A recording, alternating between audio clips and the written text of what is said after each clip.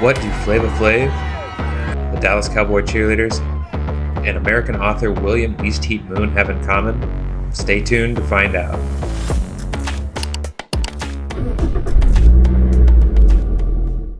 I'm Bo. That's Kate. And after 20 years together, we still love nothing more than spending time together, exploring new places, learning new things, and listening to fascinating stories from new friends all across the country. In the last episode, we shared our experience in Eureka Springs before we finally made our way to our final destination in Hot Springs, Arkansas, where you now join us as our story continues. The evening we arrived, we immediately found ourselves swept up in yet another St. Patrick's Day celebration. This one's even crazier than the last one. With over 30,000 regular attending visitors, this is one of the biggest St. Patrick's Day celebrations in the country. Held on Bridge Street, this parade is a Guinness World Record holder, being the world's shortest parade at only 98 feet in total parade length. Started in 2004, the event has grown so large it has attracted big names like Grand Funk Railroad, as well as a litany of other big-name celebrities who regularly make an appearance to join in on the St. Patrick's Day festivities. In addition to traditional parade staples, you had big names leading the parade, like this year's official parade starter, Flava Flav. Special appearances included Shrek, traditional parade floats, the Dallas Cowboy Cheerleaders, Paw Patrol, and many, many others, including Grand Marshal Valerie Bertinelli. The whole scene is surreal, and it's truly a unique experience. We're both just happy we were able to get lucky enough to stumble in and enjoy all this fun while we were here. Parade over, we headed downtown for a quick bite to eat and to continue the St. Patrick's Day celebrations.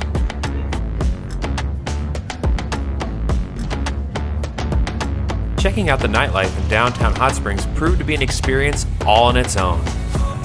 Officially wore out, we returned to our B&B to enjoy a little rocking on the front porch before heading into our room where we discovered something truly shocking. That's how we're gonna have to shower. There's no shower. The next morning, we headed back downtown to check out historic Bathhouse Row. In 1832, Congress established the Hot Spring Reservation to protect the area for public use, making this our nation's oldest national park. Following federal protection, Hot Springs developed into quite a successful spa town, with many spas and bathhouses opening up in what would become known as Bathhouse Row, where tourists would flock to bathe in the spring's naturally hot mineral waters. In fact, you can still bathe in those very waters today in one of the historically preserved bathhouses. You can schedule either a private bath or do a public soak if you so choose. All that good did come with some bad, however, and during Hot Springs' heyday, it had quite a reputation for things like illegal gambling and booze, with figures like Al Capone spearheading the city's illicit underworld. That past is a mere shadow today, however, as the buildings that once housed popular hotels and nightclubs are now inhabited by souvenir shops and ice cream parlors. Even to this day, Hot Springs remains a popular destination for health seekers looking to either bathe or drink from its natural spring waters. And speaking of drink, Mountain Valley Spring Water has been bottling and selling the natural spring water here since 1871.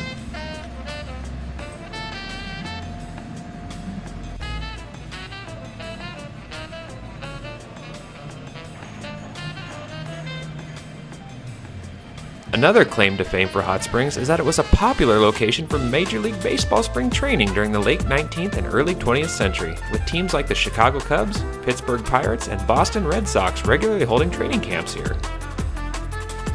So whether you're a history buff or a health seeker, Hot Springs is definitely a place to put on your travel itinerary. Some great local options for dinner include Superior Bathhouse and Brewery, the only brewery to use hot water in its brewing process. The nachos were fantastic. Grateful Head Pizza was also a great stop, having some delicious barbecue chicken pizza. As far as things to do around town, some things we could probably recommend not doing would be the ducks.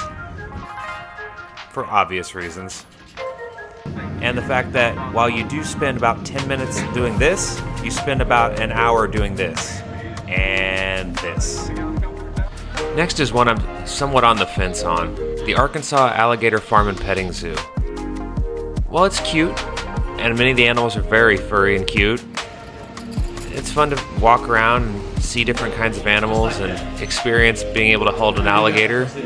Alright. There are just certain things in places like this that just don't quite sit right with me. For every cute moment you see, like this, or even this, there are an equal amount of moments that make you feel quite bad for the animals being held in captivity here, and that always leaves me with very mixed feelings visiting places like these. And speaking of mixed emotions, nothing played with my emotions more than a little place called Tiny Town. Now, if you were just to visit this place and not know any of the history, you might think this is a giant tourist trap. And if this is all you were shown, you'd probably be right. But it's the story behind Tiny Town that makes it so special. Back in the mid-1940s, this was actually started as a large Christmas display by the owner's dad. But eventually the Christmas display grew too big for the house, and so, in the mid-1960s, Tiny Town was born. What makes Tiny Town particularly unique is almost everything you see here was handcrafted by the original founder, including all of the figures and most of the buildings. The figures were hand-carved out of little blocks of wood, and the buildings made out of scraps of whatever was available or whatever he could find at the time. So rather than viewing Tiny Town as a model train layout, it's almost like you're looking at a piece of American folk art. Some of the original animatronics are quite old, with the oldest said to be almost 90 years old. All of the original animatronics were also designed by the original founder and kept in perfect working order by his son to this day. Now don't get me wrong, some of this is unmistakably cheesy, but in a good way. You see the dance party?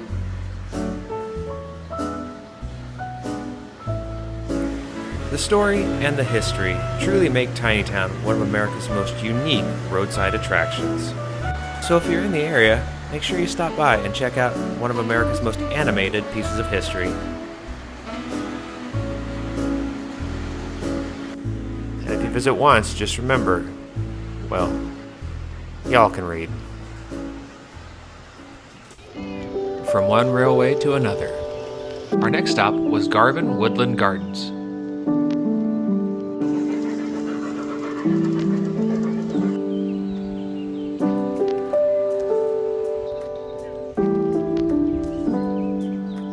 Located on a peninsula on Lake Hamilton, nestled within a dense canopy of pines, you'll find 210 acres of natural beauty known as Garvin Gardens.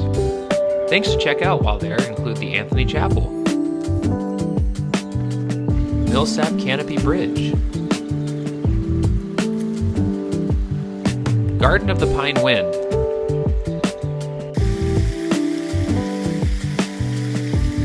many colorful flower beds, and the Evans Children's Adventure Garden. With almost 4.5 miles of trails, make sure you plan at least a few hours for your visit. Back to the car, we headed next for a spot of horse riding.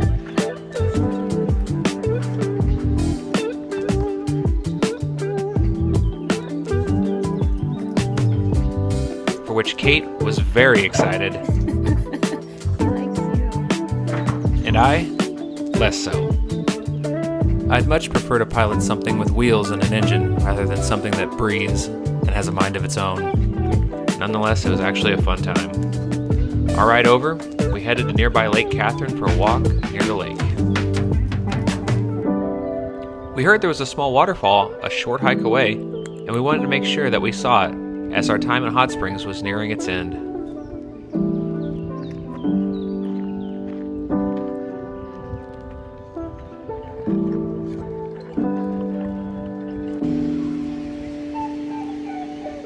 well worth our effort, we took a while to sit and enjoy the sound of the flowing waters and the warmth of the sun on the rocks beneath us.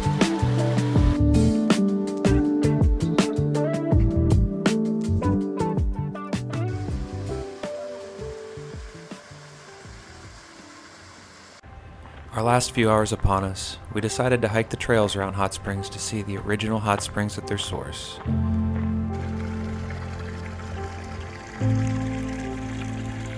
And then from there made our way up to the lookout tower so we could get one final glimpse of the entire city as we began to say our goodbyes.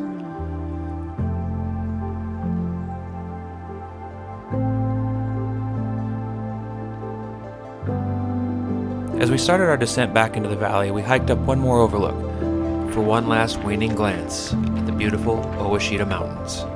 I will miss this place, but that's how I feel everywhere I go. I find myself feeling most at home right as it's about time for us to move on. But unfortunately, life for us has to return to normal for now. So we bid goodbye to the place we called home for the last several days, and once again prepared to get back on the road. Before we got home though, there was one more stop I needed to make.